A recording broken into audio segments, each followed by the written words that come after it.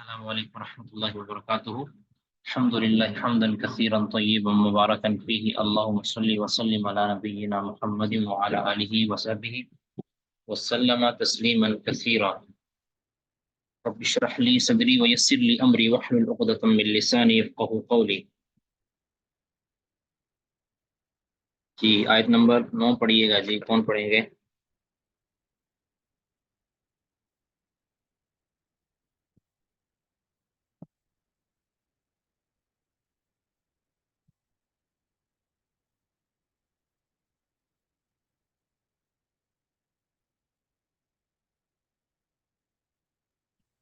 السلام علیکم شیخ پر میں پڑھوں۔ جی پڑھیے جی۔ اعوذ باللہ السمیع العلیم من الشیطان الرجیم من حمزه ونفخه ونفثه۔ یا ایھا الذین آمنوا، اے ایمان والو، لا تلہکم اموالکم،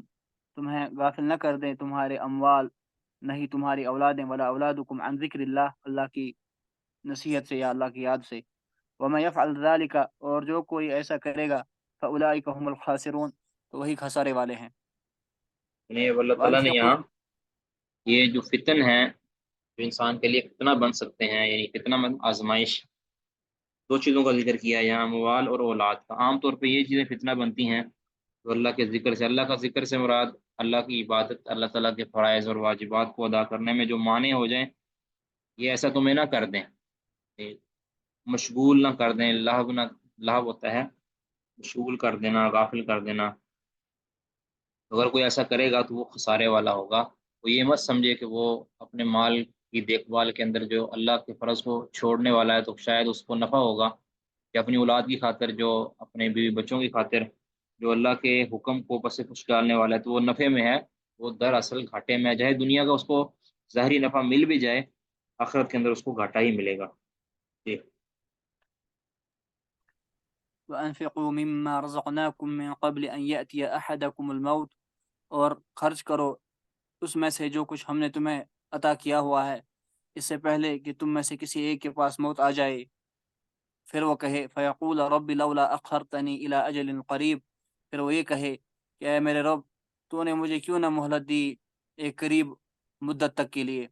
فاصدق واکن من الصالحین، تاکہ میں صدقہ کر لیتا اور میں نیک لوگوں میں سے ہو جاتا۔ اب اس سے یہ ثابت ہوا کہ یہ جو صدقہ ہے یا جو زکوٰۃ ہے یا جو فرائض اور مستحبات، جو صدقات یا زکاتیں ہیں، یہ صالح اعمال، یعنی صالح اعمال میں سے ہیں، اور یہ لوگوں، یہ آدمی کو صالح بناتی ہیں۔ اکم من الصالحین، یعنی یہ سارا یہ عمل کر کے میں صالحین میں شامل ہو جاتا۔ اور یہ بھی ثابت ہوا کہ انسان کے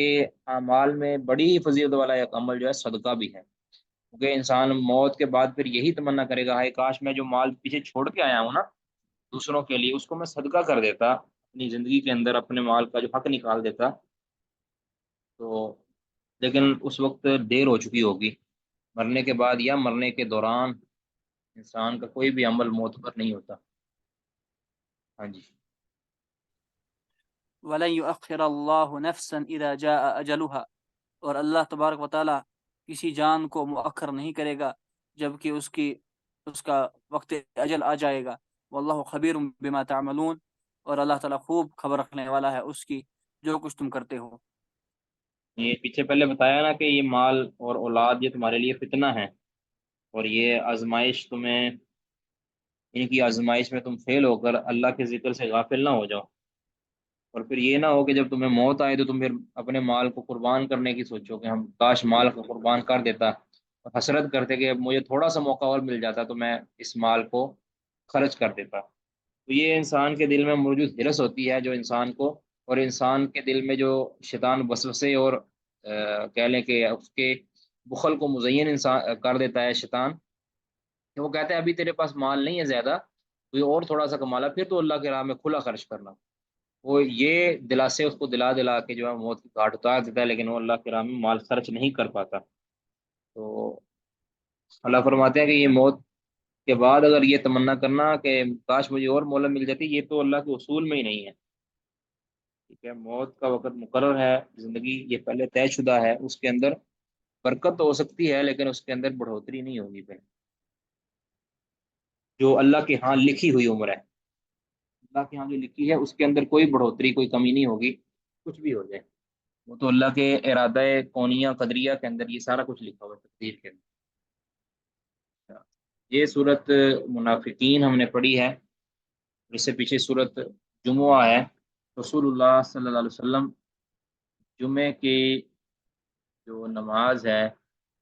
اس کے اندر ان صورتوں کی بھی تلاوت کرتے تھے، جس طرح صورت غاشیہ اور صورت اعلیٰ ہے، اس طرح یہ دونوں صورتوں کی بھی تلاوت مشروع اور مستحب ہے، اس طرح نماز عید کے اندر بھی ان کی تلاوت مستحب اور مشروع ہے۔ آگے ہے جی، پڑھیں آگے۔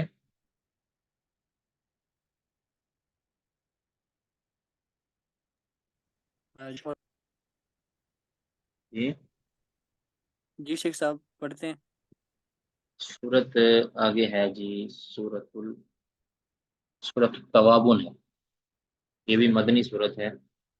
اور اس صورت کے اندر کفار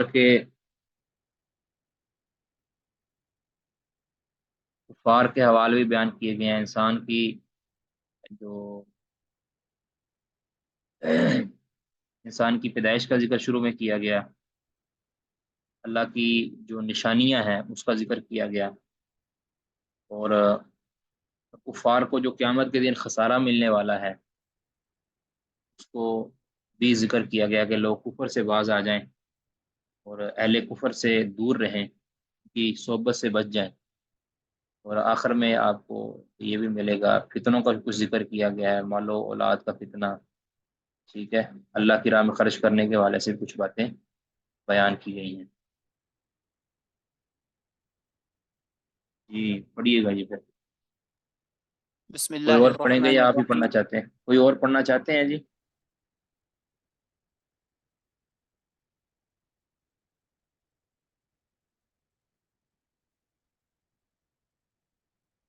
جی تاجور بھائی پڑھیے آپ۔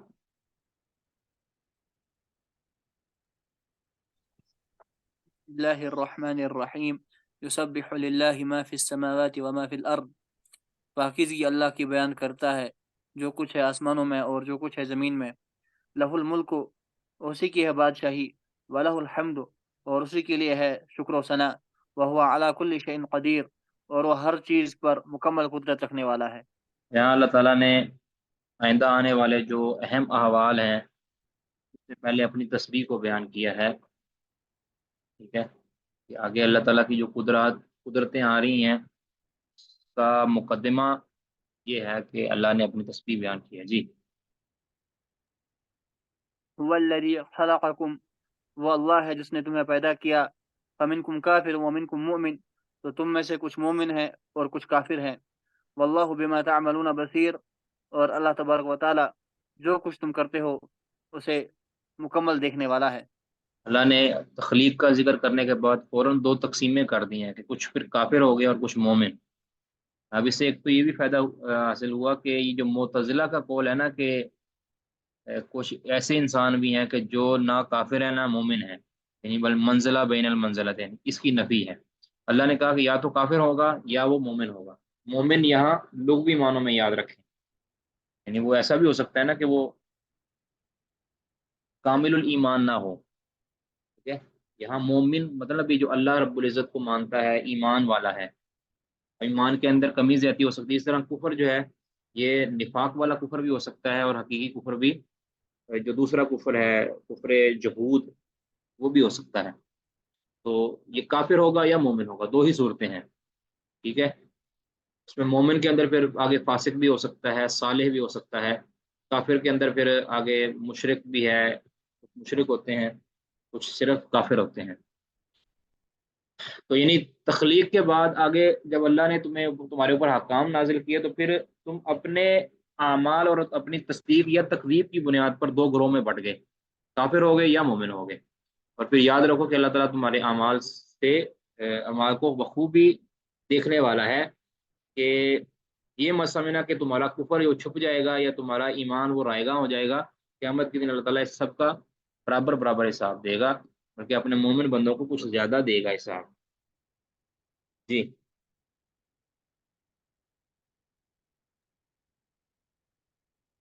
يعلم ما خلق السماوات والأرض بالحق خلق السماوات والأرض بالحق اللہ تبارک و تعالیٰ نے آسمانوں اور زمین کو پیدا کیا حق کے ساتھ، وصورکم فاحسن صورکم، اور اس نے تمہاری تصویریں بنائی اور تمہاری تصویروں کو اچھا کیا، وإلیہ المصیر، اور اسی کی طرف لوٹنا ہے۔ ہاں، یعنی اب اللہ تعالیٰ نے یہاں تخلیق کائنات کا ذکر کیا کہ بالحقی سے مراد یعنی بڑی حکمت، اور اللہ تعالیٰ نے اس کو بڑے کہہ لیں کہ ایک نظام کے ساتھ بنایا ہے، یعنی اللہ تعالیٰ نے اس کو بغیر کسی یعنی جسے ہم کہتے ہیں نا کہ بے فائدہ پیدا نہیں کیا، آسمانوں اور زمینوں کو اللہ نے حق کے ساتھ بنایا، مطلب حکمت کے تحت، اور بڑی پوری اللہ تعالیٰ نے علم کے ساتھ بنایا ہے، اس کو ایسے نہیں بنا دیا۔ پھر اس زمین و آسمان کی تخلیق کے بعد انسانوں کی طرف اللہ تعالیٰ نے توجہ مبذول کروائی کہ تمہاری بھی میں نے صورتیں بنائی ہیں، اور صورت بھی کیا کمال بنائی ہے، یعنی اس کے اندر کوئی نقص نہیں ہے۔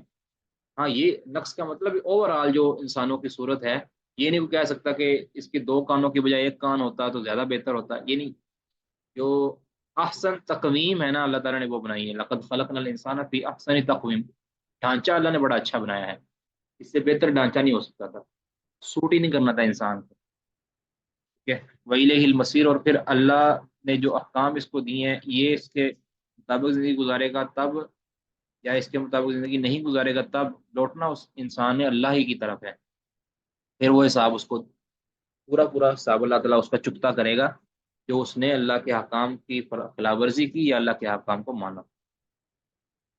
جی يعلم ما في السماوات والأرض، وہ جانتا ہے جو کچھ ہے آسمانوں میں اور زمین میں، ويعلم ما تسرون وما تعلنون، اور وہ جانتا ہے جو کچھ تم چھپاتے ہو اور جو کچھ تم ظاہر کرتے ہو، واللہ علیم بذات الصدور، اور اللہ تعالیٰ خوب علم رکھنے والا ہے جو کچھ کی سینوں میں ہے۔ ہاں، یہاں اللہ تعالیٰ نے تخلیق کا ذکر کرنے کے بعد اپنے علم کا ذکر کیا ہے کہ کوئی چیز مجھ سے چھپی ہوئی نہیں ہے، زمین و آسمان کی ہر شے میرے علم میں ہے، اور جو بھی تم ظاہر اور چھپاتے ہو اپنے اعمال میں سے وہ بھی اللہ کے علم میں ہے، تو کچھ بھی تمہارے اعمال میں سے اللہ تعالیٰ اس سے ناواقف نہیں ہے، ٹھیک ہے۔ اللہ تو تمہارے سینوں کے رازوں کو بھی جانتا ہے، تو اس لیے اللہ سے چھپنے کی ضرورت نہیں ہے۔ جی، یہ یعنی اللہ تعالیٰ نے اس میں ساری جو کافروں کو اور مسلمانوں کو سب کو خطاب کیا ہے کہ اب بندے کے بچے بن جاؤ۔ جی أَلَمْ يَأْتِكُمْ نَبَأُ الَّذِينَ كَفَرُوا مِنْ قَبْلُ، کیا تمہارے پاس نہیں آئی خبر ان کی جنہوں نے کفر کیا اس سے پہلے، فَذَاقُوا وَبَالَ أَمْرِهِمْ، پھر انہوں نے اپنے معاملے کا وبال یعنی سزا چکھی، وَلَهُمْ عَذَابٌ أَلِيمٌ، اور ان کے لیے دردناک عذاب ہے۔ اللہ تعالیٰ کی یہ سنت آپ جانتے ہی ہیں کہ پہلے قوموں کا تذکرہ کرنے کا مقصد یہ ہوتا ہے کہ جیسے انہوں نے کفر کیا اور اس کی ہلاکت انہوں نے اپنی آنکھوں سے دیکھ لی ہیں، تم بھی ان کو جانتے ہو، تمہارے ہاں ان کی خبریں مشہور ہیں، قوم موسیٰ ہے، قوم ابراہیم ہے، قوم لوط ہے، قوم صالح ہے، یہ سارے کے سارے جو قومیں ہیں، یہ تو شام و مصر کے تم سفر کرتے ہو، اور وہاں پہ تم دیکھتے ہو کہ بہت سے کھنڈرات موجود ہیں، آثار موجود ہیں، اور پھر تمہارے ہاں ان کے واقعات بھی خوب مشہور ہیں کہ ان کے ساتھ ایسا ایسا ہوا تھا، جس کا ذکر قرآن پاک نے بھی کیا ہے مختلف مقامات پر، تو ان کی خبریں تم تک نہیں پہنچی، ان کا جرم کیا، جو جرم ان کا تھا وہی جرم تمہارا ہے، تم کس بنیاد پر یہ کہہ سکتے ہو کہ ہمیں کچھ نہیں کچھ کہہ سکتا، جبکہ انہی جرموں کی پداش کے اندر تم سے پہلے لوگوں کو تباہ و برباد کیا گیا ہے، تو تمہاری ہلاکت کوئی بعید نہیں ہے، ٹھیک ہے۔ انہوں نے اپنے امر کا یعنی اپنے معاملے کا وبال چکھ لیا، یعنی دنیا کے اندر ان کو اپنے معاملے کی وقتی سزا ملی، اور آخری جو سزا اس کو ملے گی وَلَهُمْ عَذَابٌ عَلِيمٌ، وہ دردناک جو عذاب ان کو ملنے والا ہے وہ آخرت کے اندر ان کو ملے گا، جو کہ اگر تمہیں اس دنیا کے عذاب میں سے کچھ نہیں ملا تو یہ تمہارے لیے اچھا نہیں ہے، یہ تم سمجھو کہ تم اچھے ہو تو اس وجہ سے تمہیں نہیں ملا، میں قیامت کے دن تو ضرور ملے گا نا، دنیا کے اندر تمہیں وبال وہ اس طرح کا نہ ملے نبی صلی اللہ علیہ وسلم کی دعا کی وجہ سے، تو لیکن آخرت کے اندر تمہارے لیے وہ سارا کچھ تیار ہے جو تمہارے ان پرانے بھائیوں کے لیے تیار ہے۔ جی جی پڑھیے جی۔ ذلك بأنه كانت تأتيهم رسلهم بالبينات، یہ اس وجہ سے کہ ان کے پاس آتے تھے رسول واضح دلائل لے کے، فقالوا ابشر يهدوننا، تو وہ کہتے کیا ایک بشر ہمیں ہدایت دے گا، راستہ دکھائے گا، فکفروا، تو پھر وہ کفر کرتے تھے، وتولوا، اور انہوں نے اعراض کر لیا، واستغنى اللہ، اور اللہ بھی ان سے نہیں ہوا، اللہ غنی حمید، اور اللہ تعالیٰ ہر کسی سے غنی اور ہم، نہیں، واستغنى اللہ، اللہ تعالیٰ اللہ ان سے غنی رہا، بے پرواہ ہو گیا، اللہ تعالیٰ ان سے بے پرواہ ہو گیا۔ بے پرواہ ہو، اللہ غنی، اللہ تعالیٰ بے پرواہ ہے اور حمید ہے، یعنی اللہ تعالیٰ کو کسی کی کوئی پرواہ نہیں ہے کہ کس کو ہلاک کر رہا ہے کس کو ہلاک نہیں کر رہا۔ اللہ پھر نہ اللہ کو ان کی عبادت کی یا ان کے ایمان لانے کی کوئی پرواہ ہے، اللہ تو حمید ہے، تعریف کیا گیا ہے، فرشتے اس کی صبح و شام تسبیح پڑھتے ہیں، اور اللہ والے جو ہیں اللہ کی تسبیح بیان کرتے ہیں، اللہ تعالیٰ کو ان کی تسبیح کی بھی ضرورت نہیں ہے کہ جو کرتے ہیں، بلکہ اللہ تعالیٰ تو تعریف کردہ ہے۔ اور ان کے جو ہلاکت کی وجہ کیا بنی ہے، وَلَهُمْ وَبَالَ أَمْرِهِمْ، تو اس کی وجہ یہ بنی کہ ان تک رسول آئے تھے بینات، مطلب اپنی کتابیں صحیفے لے کر، دعوت لے کر، اور اس کے ساتھ ساتھ جو معجزات ہیں وہ لے کر، لیکن انہوں نے کہا ان کی بنیاد کیا تھی کہ ایک بشر جو ہماری ہی طرح کا ہے وہ ہمیں ہدایت کیسے دے سکتا ہے، ہمیں ہدایت دینے کے لیے کوئی اللہ آسمان سے فرشتہ نازل کرتا ہے، تو عجیب مخلوق آتی، تو اللہ تعالیٰ فرماتے ہیں اگر وہ مخلوق بھی آتی نا تو انہوں نے بہانہ یہ لگانا تھا کہ یہ تو ہماری ضرورتوں کو نہیں جانتے، ان کو تو ہماری ضرورتیں نہیں ہیں، تو پھر اللہ تعالیٰ نے انہی جیسا بندہ بھیجا تاکہ آئیڈیل بن سکے وہ، بس جی، نا کافی ہے انشاءاللہ۔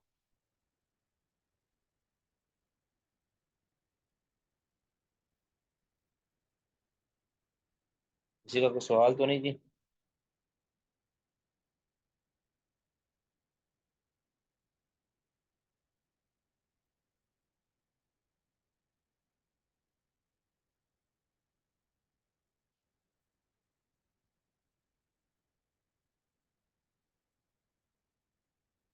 جی ہمارا سبق جاری تھا، المسالۃ الاولی، پہلا مسئلہ، الصلوات التی لہا اوقات ضرورت و عذر،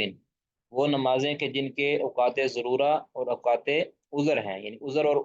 ضرورت کے اوقات جن نمازوں کے ہیں ان کا بیان آگے آ رہا ہے، کن کن نمازوں کے لیے یہ عذر والے اوقات ہیں، کن نمازوں کے لیے نہیں ہیں، اور کن کے ہاں اوقات ضرورہ ہیں، کن کے ہاں اوقات ضرورہ نہیں ہیں۔ اوقات ضرورہ یا اوقات عذر، یعنی جو لوگ عذر کی بنیاد پر نمازوں کو اپنے وقت میں نہیں پڑھ پاتے، ان کے لیے کون کون سے وقت ہیں کہ کس وقت وہ پڑھ سکتے ہیں، اس چیز کا ذکر ہوگا۔ پہلے تو ذکر ہوگا کہ کن نمازوں کے لیے ہیں، آگے ذکر ہوگا کہ ان کے اوقات کیا ہیں، یعنی اوقات ضرورہ کے اوقات حدود کون سی ہیں۔ جس طرح مثال دیتا ہوں نا، ایک شخص اب مسافر ہے، اب سفر کی حالت ہے، اس کے بعد عذر اور ضرورت ہے، اب وہ ظہر کی نماز اس نے پڑھنی ہے، فرض کیا، تو وہ ظہر کی نماز کے لیے اس کا وقت، اس کے لیے کیا وقت ہے، کیا اس کو وہ جمع تقدیم یا تاخیر کر سکتا ہے، یہ ساری چیزیں اس کے اندر آئیں گی۔ اس طرح ایک شخص خوف کے اندر ہے، یعنی خوف ایسا ہے اس طرح حالت جنگ کے اندر ہوتا ہے، اب اس کے لیے نمازوں کے اوقات کیا ہیں، تو اس طرح کی ساری بات ٹھیک ہے۔ اس طرح ایک شخص جو بیمار ہے، سخت بیمار ہے، اس طرح ایک شخص جو مسلمان ہی، مثال کے طور پر ایک شخص مسلمان ہوا ہے، پہلے کافر تھا، مسلمان ہوا ہے، تو وہ کس وقت نماز پڑھے گا۔ اس طرح ایک خاتون ہے جو اپنے ایام سے پاک ہوئی ہے، تو وہ اس کے لیے نماز کا وقت کیا ہے، یہ کب تک ہے، یعنی اتفق مالک و شافعی علی ان هذا الوقت هو لاربع صلوات، امام مالک اور امام شافعی رحمہ اللہ کا اتفاق ہے کہ یہ وقت، یعنی اوقات ضرورہ، اس کا یہ وقت ہے، ہوا لاربع صلوات، یہ چار نمازوں کے لیے ہے، ظہر اثر مغرب عشاء، للظہر والعصر مشترکا بینہما، والمغرب والعشاء کذالک، ایک تو ظہر اور عصر جو دونوں مشترک ہیں، یہ پیچھے ہم نے پڑھا تھا نا کہ ان کے ہاں ظہر کا آخری وقت اور عصر کا آخری شروع وقت یہ ایک مثل سائے پر ہے، یعنی کہتے ہیں ایک مثل سائے کے اندر دونوں نمازوں کو ادا کیا جا سکتا ہے تو اپنے اپنے وقت میں ادا ہوگی، یعنی ایک شخص ظہر جو وقت ہے سوری ایک مثل سب سایہ ہو گیا، تو اگر کسی نے ظہر ادا کر لی تو بھی اس کی نماز ادا ہوگی، اگر کسی نے عصر ادا کر لی تو بھی اس کی نماز ادا ہوگی۔ تو ان کے ہاں یہ ظہر کا جو ایک مثل کا وقت ہے نا، کچھ لمحے کے لیے، کچھ اوقات، کچھ منٹوں کے لیے یہ مشترک ہوتا ہے، اس کے اندر دونوں نمازوں کو یہ ادا کیا جائے تو اپنے اپنے وقت میں ادا ہوگی، ٹھیک ہے۔ اس طرح مغرب اور عشاء کے عشاء بھی اسی طرح، جبکہ ابو حنیفہ رحمہ اللہ وغیرہ وہ ان کا اس سے اختلاف تھا کہ کہتے ہیں وہ اپنے اپنے وقت میں ہیں، اور ان کا ہے کہ یہ مشترک ہے وقت ایک، ٹھیک ہے، اس پر پہلے بات ہو چکی ہے۔ وہ ان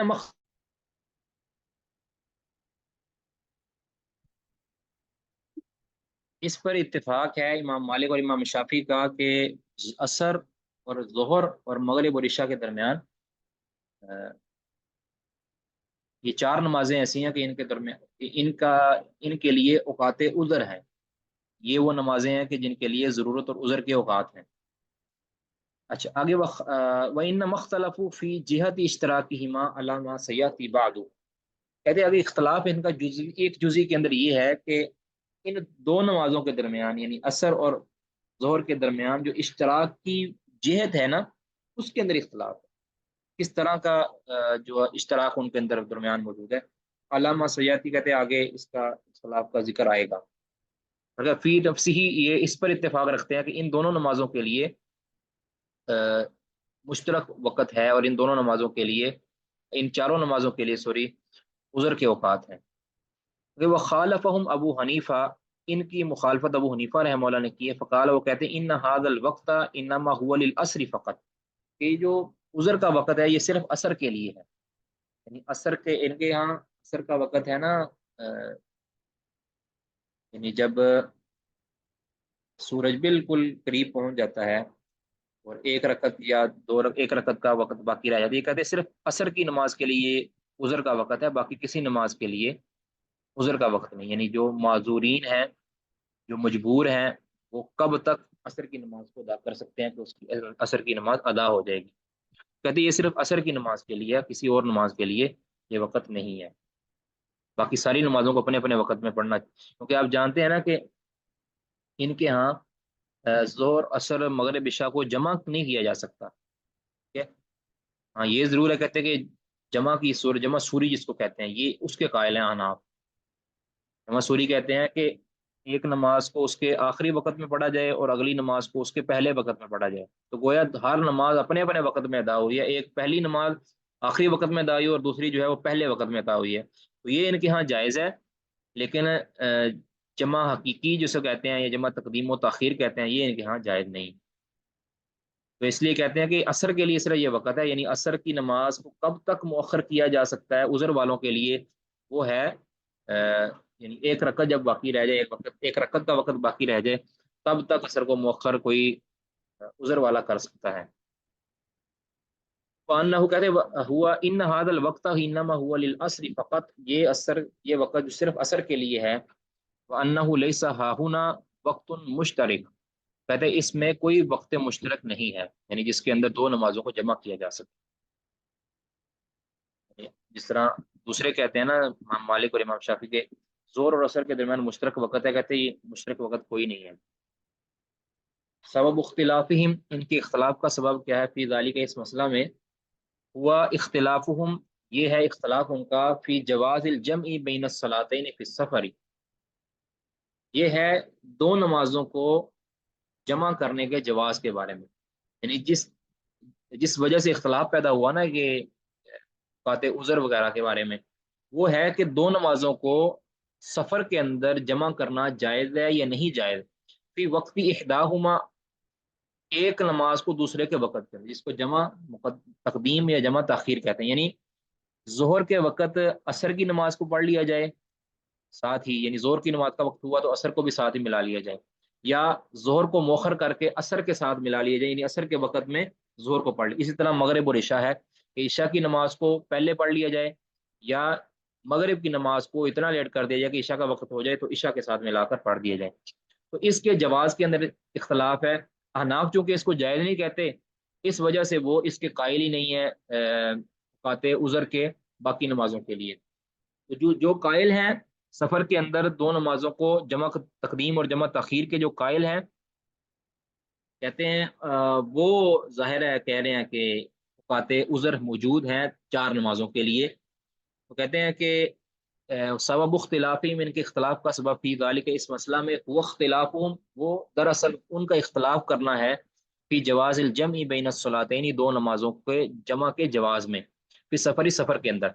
فی وقت احداہما ایک نماز کو دوسری کی وقت کے اندر، علامہ سیاتی جیسا کہ علامہ سیاتی بعد جیسا کہ کہتے ہیں آگے آئے گا اس اختلاف کا بھی ذکر۔ کہتے فمن تمسک بالنص الوارد فی صلاۃ العصر، کہتے جس شخص نے یعنی جیسے ابو حنیفہ رحمہ اللہ نے جس نے عصر کے بارے میں جو وارد نص ہے اس کو پکڑا یعنی اس سے تمسک اختیار کیا، اس سے حجت لی، یعنی کہتے میرے مطلب کیا ہے الثابت من قولی نبی صلی اللہ علیہ وسلم کی یہ جو فرمان ثابت فرمان ہے کہ من ادرک رکعتا من صلاۃ العصر قبل مغیب الشمس فقد ادرک العصر، کہ جس نے عصر کی نماز کی ایک رکعت پا لی سورج غروب ہونے سے پہلے پہلے، قد ادرک العصر تو اس نے گویا عصر کی نماز کو پا لی۔ کہتے وہ فاہمہ من ھذا الرخصۃ، اس شخص نے اس سے رخصت کو یعنی رخصت کا مفہوم لیا کہ اس کے اندر رخصت ہے کہ عصر کی نماز جو عذر والوں کے لیے ہے وہ ایک رکعت کم از کم پا لے تو وہ اس کا وقت ہے گویا یہ عصر کے لیے صرف اور صرف رخصت ہوئی ہے۔ کہتے جس نے اس سے رخصت سمجھی ہے تو ولم یجز الاشتراک فی الجمع، اور اس نے جمع کے اندر اشتراک کو جائز نہیں کہا، ہے نا، جمع نمازوں کو جمع کرنے کے اندر اشتراک کو اس نے جائز نہیں کہا، لقولہ تعالی لقولہ صلی اللہ علیہ وسلم، نبی صلی اللہ علیہ وسلم فرمان کو یہ کہ لا یفوت وقت الصلاۃ، ایک نماز کا وقت فوت نہیں ہوتا تب تک حتی یدخل وقت الاخری، حتیٰ کہ دوسری نماز کا وقت داخل ہو جائے۔ کہتے ہیں جب ایک نماز کا وقت دوسری نماز کے وقت کے داخل ہونے تک ہے تو پھر ان کو جمع کیسے کیا جا سکتا ہے؟ ٹھیک ہے، تو اس وجہ سے کہتے ہیں ولیما سنذکرہ بعد فی باب الجمع من حجج الفریقین، اور اس وجہ سے بھی کہ جس کا ہم آگے ذکر کریں گے، یعنی ایک تو یہ وجہ ہوگی اس حدیث کی بنیاد پر، اس عموم کی بنیاد پر، ولیما اور ان دلائل کی بنیاد پر سنذکرہ جس کو ہم آگے ان قریب ذکر کریں گے، بعد میں فی باب الجمع بن حجج الفریقین، دو نمازوں کو جمع کرنے کے والے باب میں، من حجج الفریقین دونوں فریقوں کی دلائل کو جو ہم ذکر کریں گے، جس نے ان کی بنیاد پر یہ بات کہی ہے نا، تو قالا اس نے کہا ہے کہ انہ لا یکون ھذا الوقت الا لصلاۃ العصر فقط، کہ یہ جو وقت ہے عذر والا وقت یہ صرف عصر کی نماز کے لیے ہے، کیونکہ اس پر نص آ چکی ہے اور نبی صلی اللہ علیہ وسلم کی یہ حدیث بھی اس پر دلائل کرتی ہے کہ ایک نماز اس وقت تک فوت نہیں ہوتی جب تک اگلی نماز کا وقت داخل نہیں ہو جاتا۔ اس کا مطلب ہے کہ جب اگلی نماز کا وقت داخل ہو جائے تو اس پہلی نماز کا وقت فوت ہو گیا۔ کہتے ہیں ان میں اشتراک نہیں ہے، لہٰذا اوقات عذر تو دونوں کے اندر ان دونوں نمازوں کے لیے نہیں ہے، صرف عصر کے لیے ہے، کیونکہ اوپر عصر کے لیے نص آ گئی ہے۔ کہتے ہیں انہوں نے کیا کہا، انہ لا یکون ھذا الوقت، کہ یہ عذر والا جو وقت ہے یا ضرورت والا جو وقت ہے، لا یکون یہ نہیں ہے، الا لصلاۃ العصر فقط صرف عصر کی نماز۔ یہ تو ہو گیا، یہ احناف ہیں یہ مراد، اس طرح کے اوپر ذکر ہو چکا۔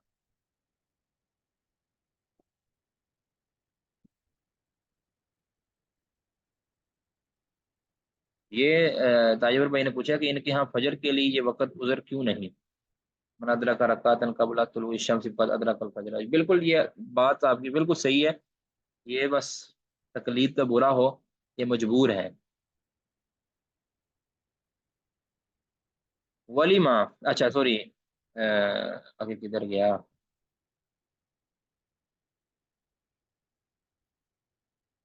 کہتے وہ من اجاز الاشتراک فی الجمع فی السفر، کہتے جس نے سفر کے اندر جمع میں اشتراک کو جائز قرار دیا، دو نمازوں کو ایک وقت کے اندر جمع کیا جا سکتا ہے، جس نے اس کو جائز قرار دیا، قاس علیہ اہل الضرورہ، اس نے کیونکہ اس کے بارے میں تو نص ہے نا کہ سفر کے اندر نبی صلی اللہ علیہ وسلم نے جمع کیا، تقدیم کی و تاخیر کی. کہتے ہیں کہ جس نے اس کو جائز قرار دیا قاس علی، اس نے قیاس کیا اس پر اہل ضرورات، اہل ضرورات کو بھی. یعنی جس طرح سفر کے اندر تو دیگر اہل ضرورات جو ہے نا ان کو بھی اس پر قیاس کر لیا کہ جس طرح سفر والے کے لیے، مسافر کے لیے یہ جمع جائز ہے، تو اس ضرورت والے کے لیے بھی یہ جمع جائز ہے. لأن المسافر ایضا صاحب ضرورت و عذر، کیونکہ مسافر بھی صاحب ضرورت اور صاحب عذر ہے. جب ایک عذر اور ضرورت والا شخص کے لیے جائز ہے تو پھر دوسرے جو عذر والے اور ضرورت والے ہیں ان کے لیے بھی جائز ہوگا. جعل هذا الوقت مشترکا، تو اس نے یعنی جس نے یہ کیا ہے دونوں کو جمع کرنے کو جائز قرار دیا کہتے ہیں اس نے بنایا ہے اس وقت کو مشترکا للظہر والعصر والمغرب والعشاء. اس نے اس کو مشترک بنایا ظہر کے لیے اور عصر کے لیے اور مغرب اور عشاء کے لیے. ٹھیک ہے، تو معلوم یہ ہوا اس باب میں کہ احناف کے نزدیک صرف عصر کے لیے وقت ضرورہ ہے، وقت عذر ہے، اس کے علاوہ کسی اور کے لیے نہیں. جبکہ دوسرے جو شوافی اور ممالک ہیں اور اس طرح حنابلہ بھی اس کے اندر شامل ہیں، وہ کہتے ہیں کہ اس میں چار نمازوں کے لیے، چار نمازوں کو اکٹھا کیا جا سکتا ہے دو دو کر کے، ضرورت اور عذر کی بیان پر. دوسرا مسئلہ ہے المسئلۃ الثانیہ، دوسرا مسئلہ ہے حدود اوقات ضرورتی والعذری، کہ اوقات ضرورہ اور اوقات عذر کے کی حدود کیا، یعنی کب یہ شروع ہوتا ہے اور کب تک رہتا ہے. ٹھیک ہے، یہ اس کی حدود کیا ہے. اختلاف، اب اس میں اختلاف ہے ان کا. اختلاف مالک و شافعی فی آخر الوقت المشترک لہما، کہتے ہیں کہ دو نمازوں میں جو مشترک جو نمازیں ہیں ان کے آخری وقت کے اندر، وقت کے آخر کے اندر ان میں اختلاف ہے امام مالک اور شافعی کا. ایک مشترک جو نمازیں ہیں یا عذر والی جو نمازیں ہیں ان کے اختتام کب ہوگا، اس وقت کا اختتام کب ہوگا. اب امام مالک کا کیا ہے، فقال مالک، امام مالک کا اس پر غور کیجیے گا. هو للظہر والعصر من بعد الزوال، اب یہ زور اور عصر کی بات ہو رہی ہے. پہلے اس کا آغاز کب ہو سکتا ہے اور اس کا اختتام کب ہو سکتا ہے. اس کو جمع تقدیم اور جمع تاخیر کہیں گے. کہتے ہیں کہ امام مالک کیا کہتے ہیں، هو للظہر والعصر، کہ اس میں ظہر اور عصر کی جو نمازیں ہیں اس کا اوقات ضرورہ کیا ہے، من بعد الزوالی، زوال کے بعد، یعنی زوال کے فوراً بعد ان کو پڑھا جا سکتا ہے، اکٹھا کیا جا سکتا ہے. یعنی کتنا وقت، بمقدار اربع رکعات للظہر للحاضر، اتنی مقدار ہو ظہر کی کہ چار رکعتیں جس میں ظہر کی پڑھی جا سکتی ہوں، للحاضری یعنی جو مقیم ہے اس شخص کے لیے، ورکعتین للمسافری، اور مسافر کے لیے کیا ہے، دو رکھتے ہیں. الا، کب تک یہ رہتا ہے، الا ان یبقى للنہار مقدار اربع رکعات للحاضر او رکعتین للمسافر. اب یہ اس کا آغاز کب ہوا کہ زوال کے فوراً بعد ظہر بھی پڑھ لی جائے، عصر بھی پڑھ لی جائے. ٹھیک ہے نا، زوال کے فوراً بعد ظہر بھی پڑھ لی جائے اور عصر بھی پڑھ لی جائے. تو مسافر کے لیے چار رکھتے ہیں اور سوری مسافر کے لیے دو رکھتے ہیں اور مقیم کے لیے چار رکھتے ہیں. تو یہ رہتا کب تک ہے، یعنی یہ ضرورہ کا جو صاحب عذر ہے وہ کب تک اس کو پڑھ سکتا ہے دونوں نمازوں کو. کہتے ہیں الا ان یبقى للنہاری، جب تک کہ نہ باقی رہے، للنہاری دن کا حصہ نہ باقی رہے، مقدار اربع رکعات للحاضر، چار رکعتیں پڑھنے کا، جب تک چار رکعتوں کا وقت باقی نہ رہے. یعنی سورج غروب ہونے میں صرف اتنا وقت رہ گیا کہ جس میں صرف چار رکعتیں پڑھی جا سکتے ہیں، تو اس وقت تک یہ نمازیں وہ پڑھے گا. کون، مقیم آدمی للحاضری، جو مقیم ہے. ٹھیک ہے، تو گویا جب مثال کے طور پر، مثال ایک شخص چار رکعتیں جو ہے وہ 5 منٹ کے اندر پڑھتا ہے، تو 5 منٹ سورج غروب ہونے کو رہ گئے ہیں، تو کہتے ہیں اس وقت پھر وہ دونوں نمازوں کو پڑھے گا. اگر 4 منٹ سے کم رہ گئے ہیں، چار رکعتوں سے کم، مطلب ایک رکعت ہی پڑھ سکتا ہے، تو پھر اس وقت صاحب عذر جو ہے وہ صرف وہی جو عصر کی نماز پڑھے گا. وہ پھر اس کی جو پیچھے ظہر کی نماز ہے اس کا حد گزر چکی ہے. ٹھیک ہے، وہ صرف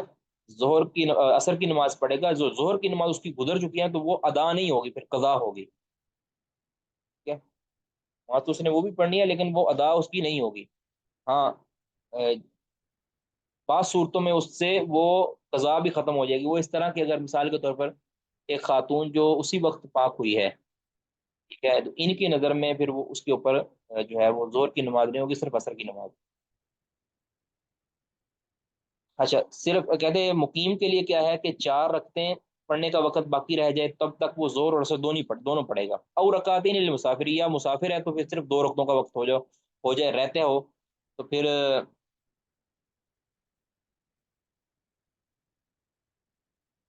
جو ہے وہ اس دونوں نمازوں کو پڑھے گا. کہتے ہیں فجعل الوقت الخاص،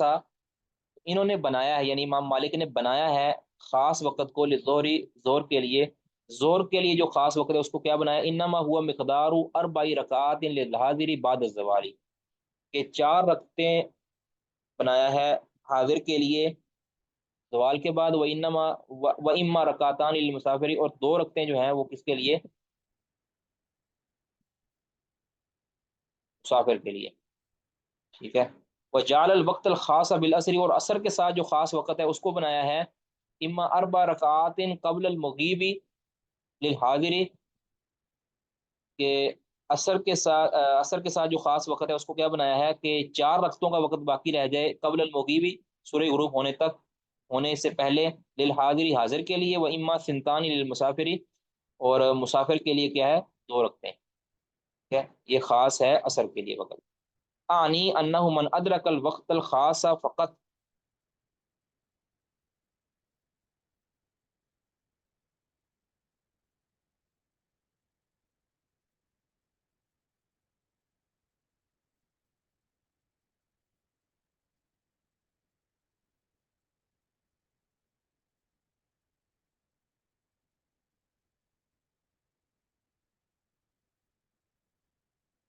جی.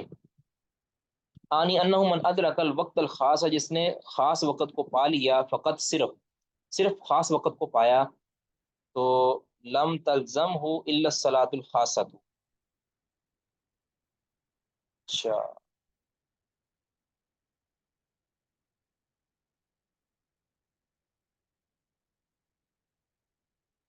تو اس کو دیکھیں جی، دوبارہ ذرا دیکھیے گا، یہ مجھ سے شاید غلطی ہوئی ہے. میں اس کو دوبارہ سمجھانے کی کوشش کرتا ہوں. کہتے ہیں کہ امام مالک کیا کہتے ہیں، وللظہر والعصر من بعد الزوال، کہ یہ عصر اور ظہر کے لیے زوال کے بعد ہے، بمقدار 4 رکعات للظہر، کہ 4 رکعتیں ظہر کے لیے، یعنی ظہر کی جو نماز ہوگی 4 رکعتیں حاضر کے لیے اور 2 رکعتیں ہوں گی مسافر کے لیے. کب تک رہے گا یہ، الی ان یبقی للنہار مقدار 4 رکعات للحاضر، کہ جب تک حاضر کے لیے 4 رکعتوں کا وقت باقی نہ رہ جائے. اور رکعتیں للمسافری، یا 2 رکعتیں مسافر کے لیے. فجعل الوقت الخاص للظہر، انہوں نے ظہر کے لیے جو خاص وقت ہے اس کو کیا بنایا ہے، انما ہوا مقدار 4 رکعات للحاضر بعد الزوال. اب اس کو سمجھے کہ ایک وہ شخص ہے کہ جو صاحب عذر بنا ہے، ٹھیک ہے، صاحب عذر بنا ہے، تو اس کو کتنا وقت، یعنی کتنا وقت ہوگا تو وہ صاحب عذر بنے گا.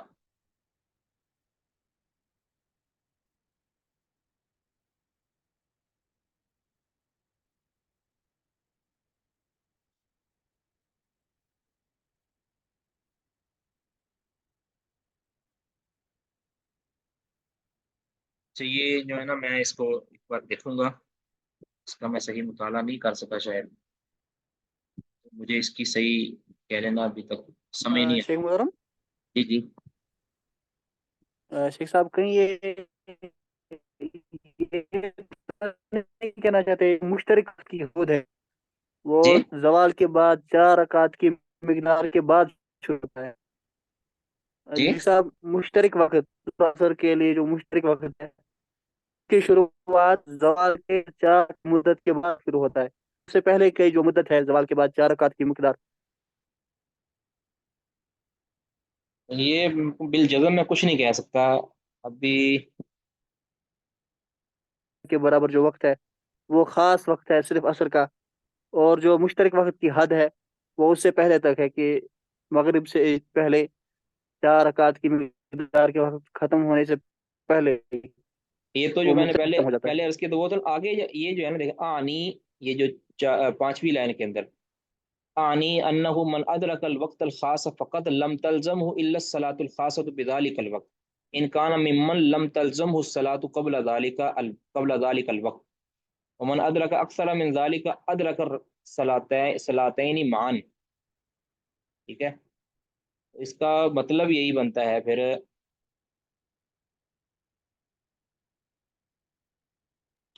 اس طرح کر لیتے ہیں نا ہم۔ جو آپ نے پہلے سمجھا تھا وہی درست آپ فرما رہے تھے، جو آپ پہلے سمجھا رہے تھے۔ وہی درست ہے، ٹھیک ہے پھر میں نا آگے پڑھتا ہوں، تو اگر اس میں کوئی جتنا میں نے پڑھا دیا ہے یہ تو اتنا ہی ہے، صحیح ہے، پھر اگر آپ آگے پہ آگے دیکھتے ہیں آنی، میری مراد یہ ہے، کہتے ہیں کہ انہ من ادرک الوقت الخاص فقط، کہ جس نے صرف یہ خاص وقت ہی پایا ہے، یعنی 4 رکعتوں کا وقت ہی پایا ہے، اس طرح یا مسافر ہے تو 2 رکعتوں کا وقت ہی پایا ہے، لم تلزم ہو، اس کو نہیں لازم ہوگی الا الصلاۃ الخاصۃ بذلک الوقت، وہی خاص نماز جو اس وقت کے ساتھ خاص ہے، ان کان ممن لم تلزم الصلاۃ قبل ذلك، اگر وہ ان لوگوں میں سے ہو کہ جس کو اس سے پہلے نماز لازم نہیں ہوئی ہو، مثلا حائضہ خاتون وہ پاک ہوئی ہے، نفاس سے پاک ہوئی ہے، یا اسی طرح کوئی کافر مسلمان ہوا ہے تو اس کو پہلے نماز لازم نہیں تھی، تو پھر اس ٹائم اگر صرف اس کو لازم ہوئی ہے تو پھر اس کو فقط اتنی وہی نماز لازم ہوگی کہ جس کا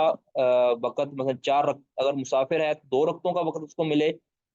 تو اس کو صرف وہی نماز لازم ہے، اگر 2 سے زیادہ کا وقت ملتا ہے اس کو، مسافر ہے 3 رکعتوں کا وقت ملتا ہے تو اس کو پچھلی نماز بھی پھر لازم ہو جائے گی، یہ کہنا چاہ رہے ہیں تو، اور اگر اس کو مقیم ہے تو 4 رکعتوں کا وقت ملا تو پھر وہ وہی خاص نماز جس کے اندر وہ مسلمان ہوا ہے یا وہ پاک ہوئی ہے وہی نماز کو لازم ہوگی، اور اگر 4 سے زیادہ کا وقت مل گیا ہے تو کہتے ہیں پچھلی نماز بھی اس کو، جو ساتھ والی جو ظہر اثر ہے، یعنی ظہر کی نماز بھی اس کو لازم ہو جائے گی۔ اسی طرح ایک شخص ہے کہ جو زوال کے بعد اس کو اتنا ہی وقت ملا ہے کہ وہ 4 رکعتیں اس میں ادا کرتا ہے، بعد میں وہ صاحب عذر بن گیا تو اس کو پھر وہ 4 رکعتیں ہی ادا کرے گا، اور اگر اس کو زیادہ وقت ملا ہے تو پھر وہ جو ہے وہ زیادہ، یعنی دونوں نمازیں ادا کرے گا، یہ کہنا چاہ رہے ہیں۔ آگے دیکھیں نا، لم تلزم الصلاۃ قبل ذلك الوقت، اس کو نہیں سوری، کہتے ہیں آنی انہ من ادرک الوقت الخاص، جس نے خاص وقت کو پا لیا، فقط صرف لم تلزم ہو الا الصلاۃ الخاصۃ، اس کو لازم نہیں ہوگی مگر وہی خاص نماز بذالک الوقت جو اس وقت کے ساتھ خاص ہے، ان کان ممن، اگر وہ ان لوگوں میں سے ہے، لم تلزم الصلاۃ قبل ذلك الوقت، جس کو اس وقت سے پہلے نماز لازم نہیں ہوئی تھی، ومن ادرک اکثر من ذالک، جس نے اس وقت سے یعنی 4 رکعتوں یا 2 رکعتوں سے زیادہ پایا ہے مسافر و مقیم کے لیے،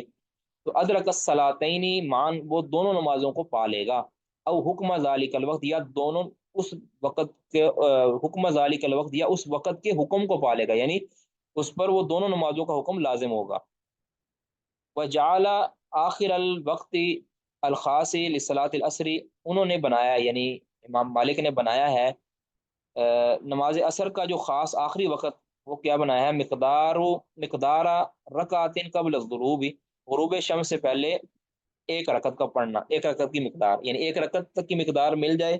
تو اس پر صرف اور صرف زور کی نماز، عصر کی نماز لازم ہوتی ہے۔ وکذالک فعل فی اشتراک المغرب والعشاء، اسی طرح انہوں نے کیا ہے مغرب اور عشاء کی مشترکہ نماز کے اندر، الا مگر ان الوقت الخاص مرتا جعلہ للمغربی، کہتے ہیں انہوں نے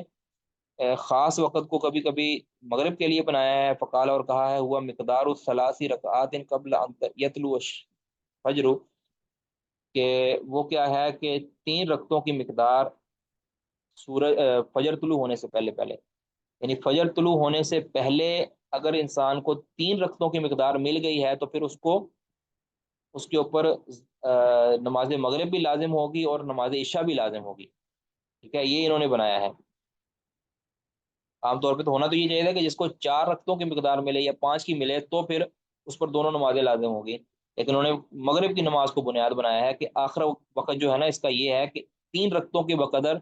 اس کو نماز طلوع فجر سے پہلے وقت مل جائے تو اس کے اوپر نماز مغرب اور عشاء دونوں لازم ہوں گی. ومرتن، اور کبھی کبھی کہتے ہیں جعلہ للصلاۃ الاخیرۃ، اس نے دوسری نماز کو کے لیے خاص کیا ہے وقت کو. کما فعل فی العصر، جس طرح انہوں نے عصر کے لیے کیا تھا، یعنی اس کو 4 رکعتوں کا وقت مل جائے. فقال، اور ان کا ہوا مقدار 4 رکعات، کیا ہے کہ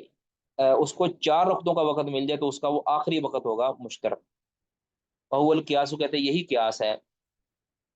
وجعل آخر هذا الوقت، اور اس وقت کے آخر کو اس نے بنایا ہے مقدار رکعت،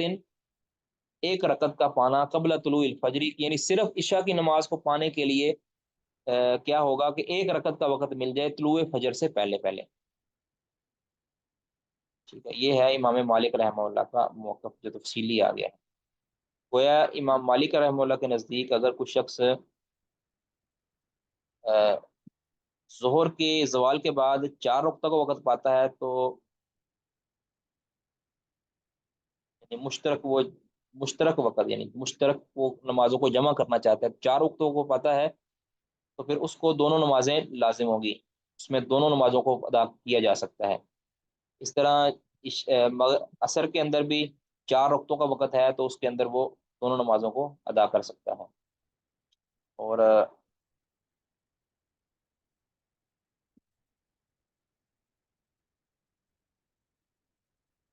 یہ ابتدائی اور انتہائی اس کا وقت ہے.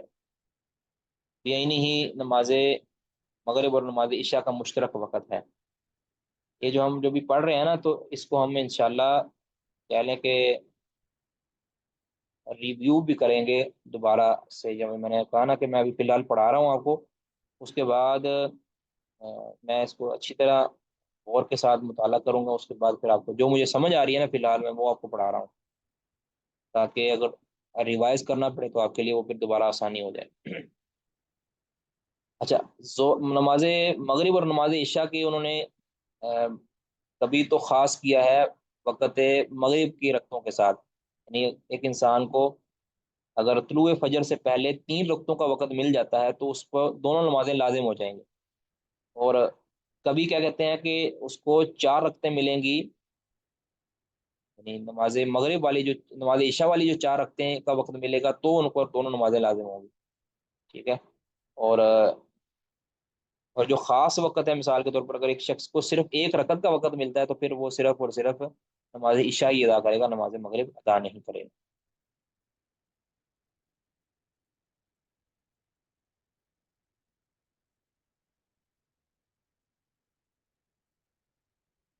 محمد شافعی، جو شافعی ہیں رحمہ اللہ، فجعل حدود اواخر هذه الاوقات المشترکۃ حدا واحدہ، انہوں نے ان اوقات مشترک اوقات کا جو آخری جو حد بنائی ہے نا وہ ایک ہی بنائی ہے حد. وہ کیا ہے؟ وہ ادراک رکعت قبل غروب الشمس، وہ کیا ہے؟ غروب شمس سے پہلے 1 رکعت کو پا لینا. یہ دونوں کے لیے ہے، یعنی دونوں نمازیں اس کے اندر پڑھنی پھر لازم ہو جائیں گی. وذالک للظہر والعصر معا، اور یہ ظہر اور عصر دونوں کے لیے ہے. ومقدار رکعت ایضا قبل انصراف الفجر، اور کہتے فجر کے طلوع ہونے سے پہلے 1 رکعت کا مل جانا. وذالک للمغرب والعشاء معا، اور یہ مغرب اور عشاء دونوں کے لیے. امام مالک سے انہوں نے مختلف ہوئے ہیں اس معاملے میں. وقد قیل عنہ، اور ایک قول کہتے ہیں ان سے یہ بھی ہے کہ بمقدار تکبیرت، تکبیر تحریمہ کی مقدار بھی اگر پا لیا نا اس نے تو ان کو آنی کہتے ہیں انہ من ادرک تکبیرتن، جو ایک تکبیر تحریمہ کا وقت بھی پا لیتا ہے نا قبل غروب الشمس سے، غروب شمس سے پہلے، تو فقد لازمت ہو صلاۃ الظہر والعصر معا، تو اس کو لازم ہو جائے گی نماز ظہر اور نماز عصر اکٹھی. ٹھیک ہے عوام، اب یہ تو ہے امام شافی کا ایک دوسرا قول ہے جو کہ شاذ ہے. واما ابو حنیفہ، جو ابو حنیفہ ہیں، فوافق مالکن، انہوں نے موافقت کی ہے امام مالک کے ساتھ، فی ان آخر وقت العصر مقدار رکعت، اس معاملے میں موافقت کی ہے فقط کہ عصر کا جو آخری وقت ہے وہ 1 رکعت ہے. لأہل ضروراتی، اہل ضرورات کے لیے، اندہ ان کے نزدیک قبل الغروب، غروب شمس سے پہلے، غروب شمس سے پہلے امام ابو حنیفہ رحمہ اللہ کے نزدیک انہوں نے جو اہل ضرورہ کے لیے 1 رکعت کا وقت مقرر کیا. آگے ولم یوافق، اور لیکن موافقت نہیں کی ان کے ساتھ فی الاشتراکی والاختصاصی، اس نمازوں کے مشترک ہونے، اوقات کے مشترک ہونے کے درمیان بھی، اور نمازوں کے خاص، پر ذکر کیا نا کہ مغرب کا خاص وقت یہ ہے، عشاء کا خاص وقت یہ ہے، اس کو نماز عصر کو اس کے ساتھ خاص کرنا ہے، نماز ظہر کو اس کے ساتھ، اس اختصاص کے اندر اور اشتراک کے اندر انہوں نے ان کے ساتھ موافقت نہیں، فقط ایک مسئلہ میں اتفاق کیا ہے کہ عصر کا جو اہل ضرورہ کے لیے جو وقت ہے وہ فقط ایک رکعت ہے قبل المغرب۔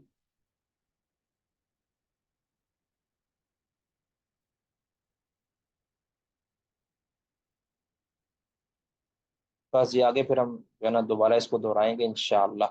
اللہ نے چاہا تو۔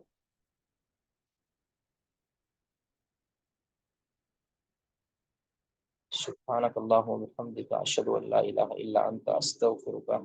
واتوب الیک۔ السلام علیکم ورحمۃ اللہ وبرکاتہ۔